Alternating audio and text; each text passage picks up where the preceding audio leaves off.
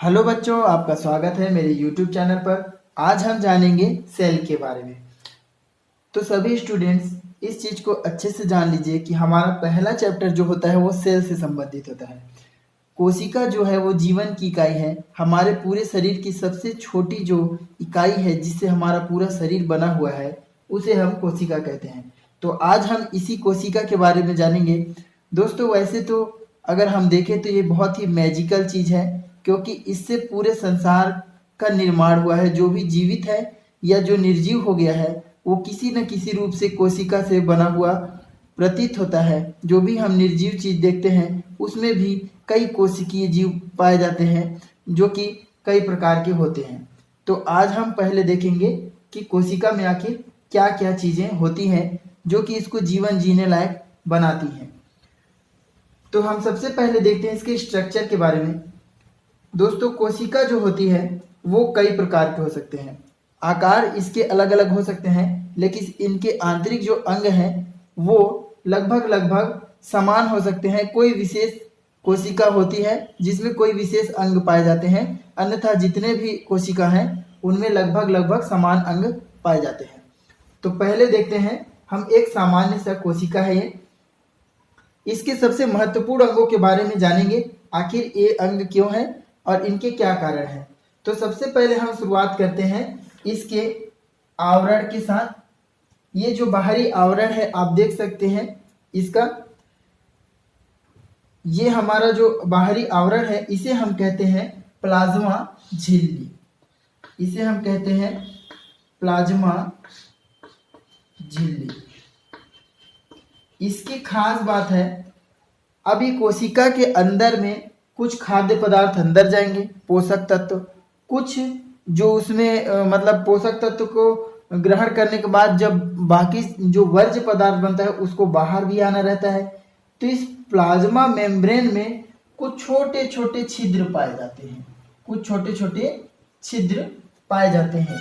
इन छिद्रों से ही ये भोजन के अणु आर पार जाते हैं। लेकिन ये जो छिद्र है यहाँ भी एक पतली आवरण पाई जाती है या झिल्ली पाई जाती है। इस झिल्ली को हम कहते हैं अर्धपारगम्य झिल्ली। अर्धपारगम्य झिल्ली, क्योंकि यहाँ से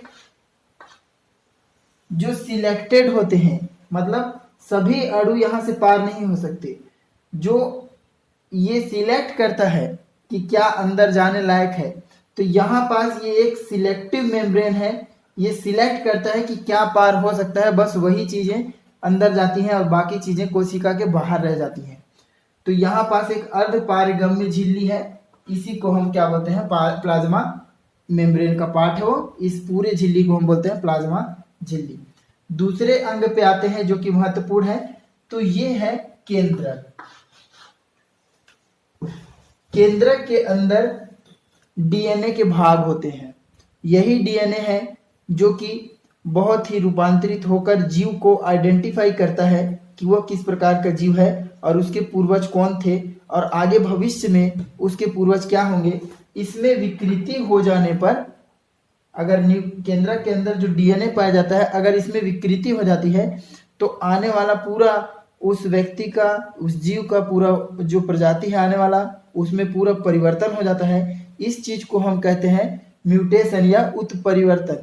जैसे कि लाल गुलाब है और सफेद गुलाब फूल, इन दोनों फूलों का अगर हम संकरण करा दें तो अगले पीढ़ी में हमको क्या फूल मिलता है, गुलाबी कलर का पुष्प।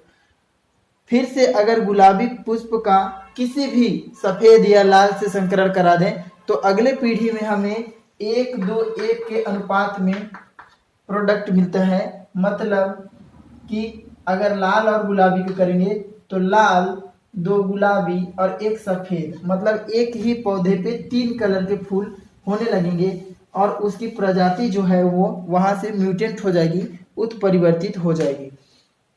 तो ये केंद्रक बहुत ही महत्वपूर्ण है। ठीक है, अब चलते हैं इसके आगे। अगला है माइटोकॉन्ड्रिया। माइटोकॉन्ड्रिया आप देख सकते हैं कोशिका में बहुत जगह मैंने दिखाया है, 1, 2 और 3 इस कोशिका में।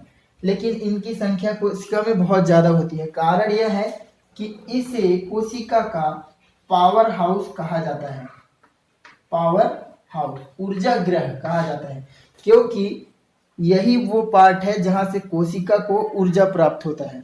तो माइटोकॉन्ड्रिया को पावर हाउस कहा जाता है कोशिका का। ये बात याद रखिएगा, माइटोकॉन्ड्रिया है वह क्षेत्र है जहां से इस पूरे मशीन को ऊर्जा मिलता है। अगर ये मशीन है तो ये उसका बैटरी है, यही इसको चलाता है। अगला हम देखते हैं SER और RER, rough endoplasmic reticulum, smooth endoplasmic reticulum.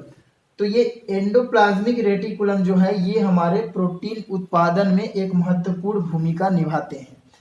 तो ये दो टाइप के होते हैं, एक रफ टाइप का होता है, एक स्मूथ टाइप का होता है। तो ये दोनों बहुत ही महत्वपूर्ण अंग है हमारे प्रोटीन उत्पादन के मामले में। अगला है आपका केंद्रिका। तो यहाँ आपको मैंने बताया था कि डीएनए कुछ इस तरह से पाया जाता है, लेकिन एक डीएनए का गुच्छा केंद्र के अंदर पाया जाता है, जो कि बहुत ही घना होता है।